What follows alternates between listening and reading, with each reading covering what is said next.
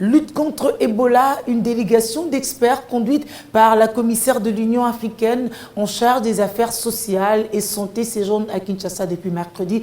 La délégation doit rencontrer les autorités congolaises sur des discussions en vue d'intensifier la lutte contre cette épidémie déclarée depuis quelques jours par l'OMS une urgence mondiale. Sa présence à Kinshasa démontre à suffisance l'engagement ferme de l'Union africaine à apporter aux côtés de l'RDC un soulagement à la population frappée de plein fouet par l'épidémie de la maladie à virus Ebola, déclarée récemment urgence sanitaire de portée internationale par l'Organisation mondiale de la santé. La commissaire de l'UA en charge des affaires sociales a fait le déplacement de Kinshasa avec sa délégation composée des experts pour échanger avec toutes les parties prenantes dans la riposte contre la deuxième plus grande épidémie de l'histoire d'Ebola depuis sa découverte en 1976.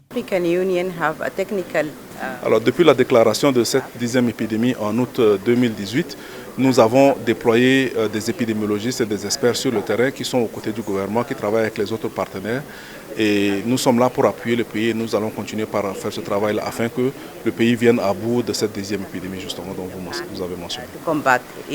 Et parmi les stratégies envisagées, la mise sur pied d'un vaccin homologué par l'OMS et l'observance des règles d'hygiène suggérées comme mesure de prévention pour la non-propagation de cette épidémie.